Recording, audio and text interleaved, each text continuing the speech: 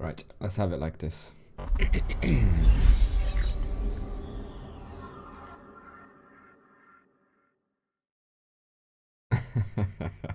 Darren on the jokes already.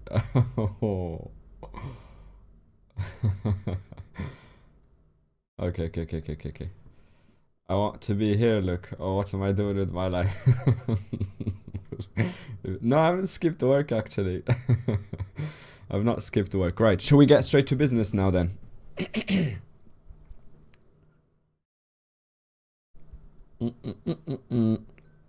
She is an actually important lady that we don't know about.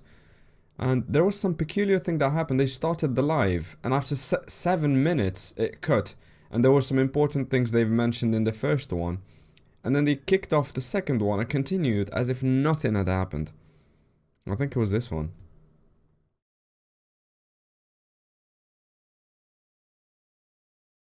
Ah, this is where they do their introductions. Right. Let's start with this one. I'll just cut the volume so I can have it on full blast. Welcome to this live for the presentation of the update 271. So, sorry for those who have seen a lot of us for the last 2 weeks, but for today, I've got two new colleagues that I need to introduce you to for this marvelous 271 update. So, I'm with Crocus. Hello, Crocus. Bonjour, hello. For those who don't know you, I'm a game designer, and I deal with the class balancing and dungeons, so PVM content and some. Welcome, thank you very much for the follow. And some objects as well, some items in the game. He balances stuff in general. Welcome here. And we are with Neline. Welcome. Thank you very much. Hello everyone. Can you remind us of what you do in the company? So, I am a lead game designer on the Dofus project. I work pretty much on every topic that you can think of that has to do with game design, from quests to functionalities, and moving by some monsters and monster families in general. So I touch pretty much everything whenever I do have the time. Thank you for being here, both of you. So what we'll do today is a little tour of all the modifications that will happen for this new update 271. So, just to remind everyone how this is going to work today in this live, we will talk about the modifications that will happen. We will talk about the balancing. So it will be one big live. We will not decompose it into two pieces. And we will not even talk about the shadow event. Spoiler, they will. We will not even talk about expeditions, because we've talked to you about that on the Crossmonaut early in February. So we'll have time to talk about it, but it will not be today. So today, we will really just present what will happen on Tuesday and then it cut. This is what happened. I received the notification. I logged in and I saw a video that started 7 minutes ago. I was like, what? That was a 7-minute live. I just their introduction is 3 minutes long. What was that all about? And then I realized, typical fashion, they've had an actual problem with the thing. Hold on, let me just see. Alright, so hello again. So, we're gone again for the presentation of 271.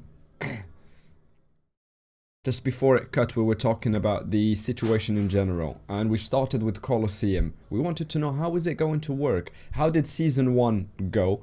What the matchmaking rules that changed? The things that were brought on? Were we satisfied? So, in essence, we will start by talking about Kolossium. They've had a big Season 1 where they've tested many new functionalities, and we're going to go over them all now and see what sorts of stats have emerged, what interesting things they found, what they've tried and liked, what they didn't like, and which direction they're going to try and take for the Season number 2.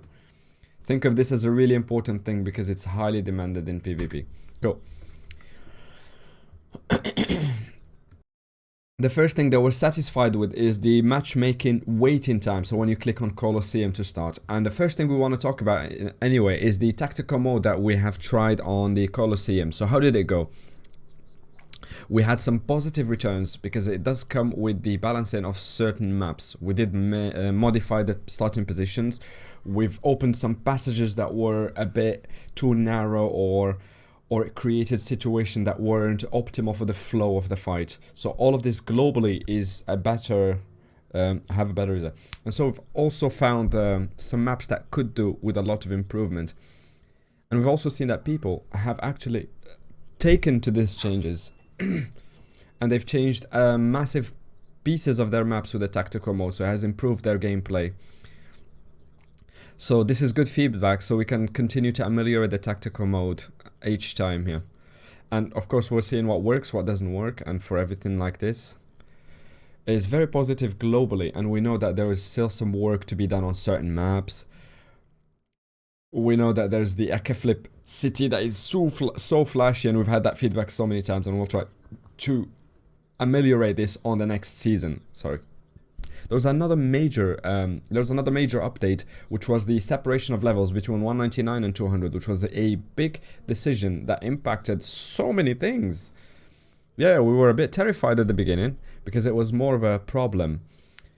As far as we were concerned, we were worried about frequentation, so mixing of having too many, some strong 199 and some weak 200, and that creates a gap where there's nobody can find their own match. So I think that has overall impacted the improvement of this matchmaking, and we found that there's a lot of word everywhere, the meta 200, 199, and we've created a lot of happy people that enjoyed playing on their meta. They're not bothered by the others, higher level or lower levels. So this separation overall is fab. And I've also seen that many people mentioned in the chat, we were hoping to do a lot of good things, but there were some bugs that have punctuated Season 1. And from our side, we need you to know that we're trying to ameliorate and correct those bugs. But you need to know something, that there are some that are really, really difficult to reproduce because it affects a lot of players, but we can't reproduce them in-house in order to fix them. So it's something to do with your connection going off or packets not reaching the server. So these things tend to take a lot of time to fix. But the vast majority of the bugs that have been that we've noticed have already been fixed. But there remains some of them that we found really hard to fix, but we have got them on ours. So you talked about frequentation, so the mixing of metas and the new 2v2. So let's have a look at the numbers. So these are the number of matches as opposed to the number of players. So here's what we've noticed. 57% of all matches were 1v1, 20% of 2v2, and 23% of 3v3. So we first of all noticed that 2v2 has found its audience. People have enjoyed it. And we've also taken the time to we've taken some time of this season to look at is it something that we will leave on the long term, because it was, if you think about it, it was just an experiment that we ran, the 2v2, but really so far as we look, the numbers look like very solid results, and that's what we were expecting in a good case scenario. So season 2 will remain like this with 3 options, 1, 2 and 3v3. Next is the ladder and progression. Right, so this is one of the parts that we worked a lot more on for the next season, and I want to go back really quickly on the ladder. As we were saying, I want to use the opportunity to just say something really quickly. We have modified the tech behind the ladder so that it is more robust. So it was modified for the Kolossium, and a lot of corrections that have been done, well, eventually, because there were some bugs. But today, it functions just like we wanted it, perfectly. Not perfectly, but as well as we can, really. So that leaves us some leeway to improve other type of ladders that aren't quite updated on the website. I think he's thinking about XP and achievement to benefit from this technology that we've tried and has worked very well. So these are achievements and XP, which will be coming very soon. And, well, I don't know what PSC is. The PSI that will be coming sometime soon. So anyway, today, they are doing their work. These ladder progression in comparing the top of each league, and it also lets us watch and supervise the progression of people in the league. And speaking of progression, let's have a look at it. What have we got? So we realized that we had a little worry. So just so we know, everything to do with the ranking system, but the values that we had expected did not really stick with the real numbers, and the code, what do you call the number you get when you win fights? The points that you accumulate did not follow with what they were expected. So they have seen some disparity. I can't think of the word. Has anyone got the word I'm looking for here? Just because they will use it multiple times again in the future. It's you're ranking points when you do fights and you start climbing in the ladder. Anyway, you get it. You get it. We didn't know that the high achievement, the rating, exactly, Eslex, fantastic, thank you. So the ratings, they weren't expecting some ratings to be as high as they have reached actually. The ELO, yes, that's the one, Goon, it's the rating. So there was a bit of a gap, or we did not expect them to be this high. But even though it has functioned well, the ladder system, so it gave people some leeway, there's progression. So even if you're strong from the beginning, there was a number of matches to do before you get ranked and then start climbing a ladder. So that gave everyone a sort of beautiful experience that lasts over time, and it gave people a nice, lovely season that lasts 3 months. Even for the best players, they found a challenge. So we will bring two the modifications that are quite important because of this discrepancy that we found.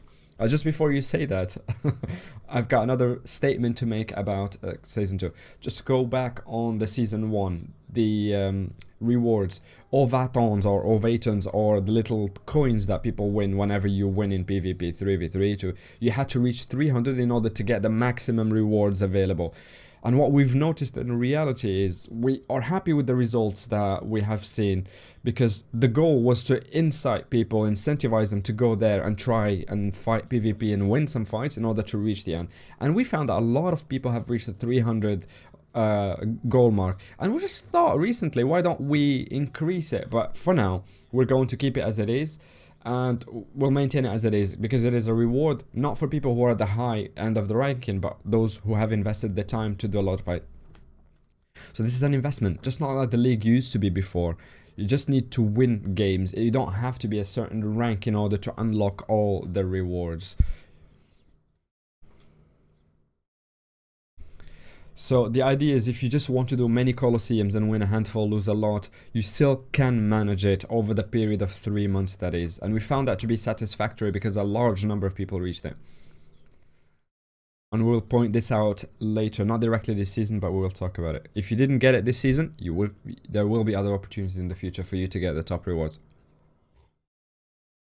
Anyway, with everything that we've said today, all these statements that we have made, we have proposed some ameliorations for Season 2. So, first of all, on the progression. Yeah, now you can talk to us about the thing you wanted to say earlier.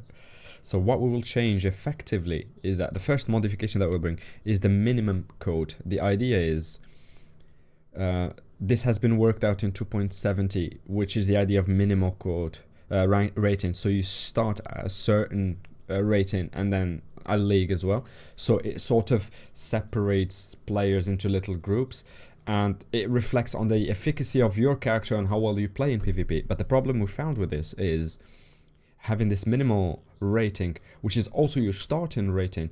So we have a lot of players who were locked in this area. So we have players who were a bit weaker but couldn't go down, and that would just lose and get beaten every time. Couldn't go up, couldn't go down, and they were just punching bags. So what we've created is another one. So a minimal rating and a starting minimum rating. But hold on. So minimal rating and minimal starting point. So the minimal rating is lower than your starting one, so you have room to go down. So we've just changed the variables a bit, slightly changed, but that will have a big reflection. So the minimal rating will be down and the starting will be a bit higher, which will create a better repetition and much more breathing room to move and win and lose. So to move from one league to the other, also I've heard that it has changed. Yes, effectively. First, previously we had a big gap that was irregular, that was massive between leagues. Now we are turning, or we're looking at around 150 to 152 between every two big leagues, from Bronze 1 all the way to Legend, which makes a more regular and decently paced growth for the last leagues. And we want to play on the competition between players to try and overtake others, as opposed to a grind that it doesn't matter. Even if you're in a rating where nobody else exists, you're still just trying to gain points, and that's all.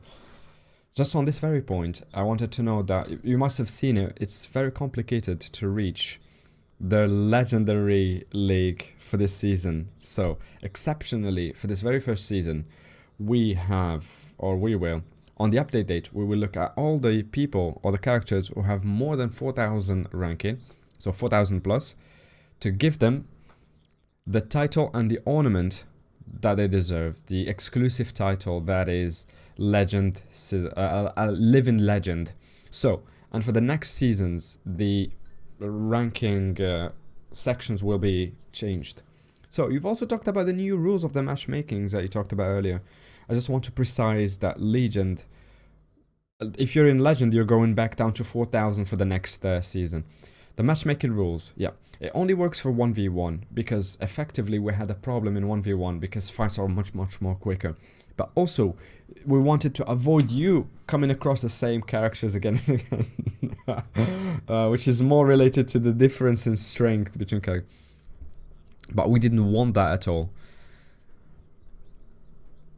Because that thing disappeared, the differential thing. So now there are classes that are a lot more meta, and it also depends on what points you are, what rating you are, and also the use of your class. Some classes are more represented than others. So there are lots of parameters that are, between parentheses, outside of our control. But so what we try to do is add a little rule that will stop to... Oh, it stops you coming across another class that you've just fought now. So if you fought a SRAM, you can't come across it immediately. So there'll be a timer before you can come across the same class that you've just fought now. It's not an exclusive rule, because there will be some classes that will be penalized. They will never be able to find matches, but there will be a slight delay.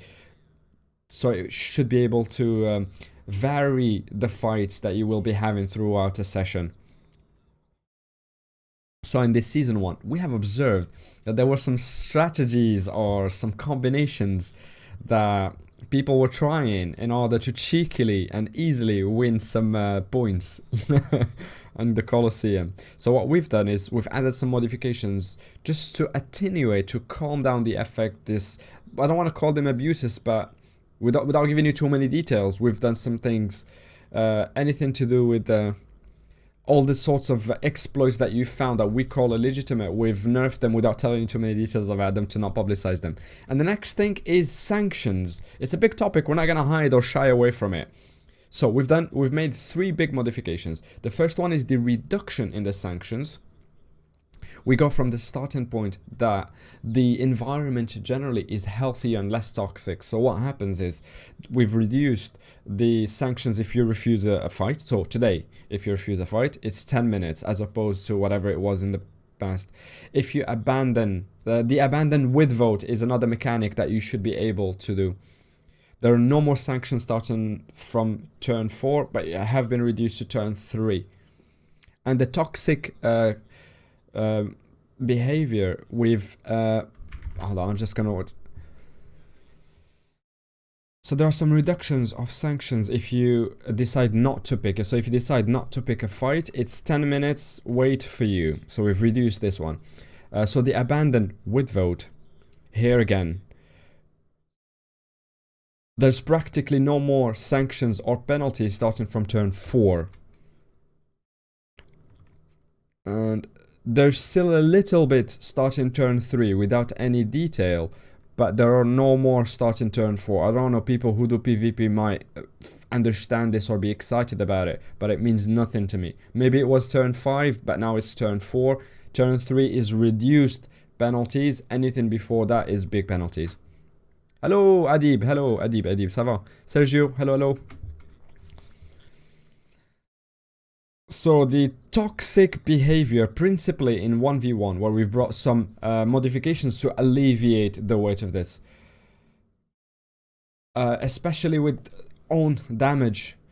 So if you win a fight and you've damaged yourself in the process, you have... so the system would expect that anyone who hits themselves but still wins has played somehow mischievously, and that has been reduced now. You can still damage yourself and still be able to win a fight without being punished for it. Hello Adib. Hello Pinks. Hello Valena. We're not going to talk only about PvP, but we've just started about Kolossium. So forgive us if you're not interested, but we will move on to something else more interesting for everyone. So just to finish on Kolossium as well, we have some data that we wanted to share with you guys. that we've extracted from season 1. It's not necessarily data, let's call them funny or enjoyable, than actually tech related. So we've looked at the longest fight in Kolossium, which was really long, 293 turns. A couple of players that weren't 200, they were 199, that bought so bravely until the end, and one of them won. Very courageous of them, 293 turns. We've also looked at the highest damage attack that was done in Kolossium, all things considered. We already know that, you know what, the spell will very likely be. Do you have any estimate? Let's play this game. For those of you who haven't seen the live, do you have any estimate for what the biggest piece of damage using one spell was in Kolossium during the first season? Wrath of Wrath. Yeah, that's why they started by saying, although you might have an idea. It is Wrath. Yeah. It's an easy one to guess. Nice one, Kaz. Nice one, Goon. But it was 7,000. Some people have estimated that 12k. 7,385. With a good Wrath. And he was playing solo 1v1. So there was no setup, no Vulns, no portals or anything to enhance. And also, we've looked at the equipments that were the most used, all slots confounded. And there, in our analysis, we looked at the numbers. The numbers were quite similar between 1, 2, or 3v3. There was quite a large similarities, and these were the items that were the most used. Let's pause for a quick second and look at them. 2-piece Rhine Needle for the bonus. That makes complete sense. Long range, so that's why the 4-leaf is there. Limbo Wand, I imagine that's because of anything that is less than level 200. They would use that to reach 12 if they needed. The Strength and Vitality and what is it called? The Drago Turkey. The Tank Sets and Inky Veil. Level 199 item that will just not die because it's so bloody OP. And the other very telling thing is the Snail Mate, so crit builds must be prevalent across Kolossium, big damage. I imagine that will be due to farming. Inky's not 193, is it? No, come on. No. Don't change the way I think about things. No. I can't spell.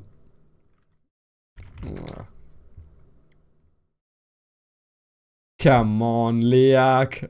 You nearly got me there. You got me worried. Anyway, let's carry on.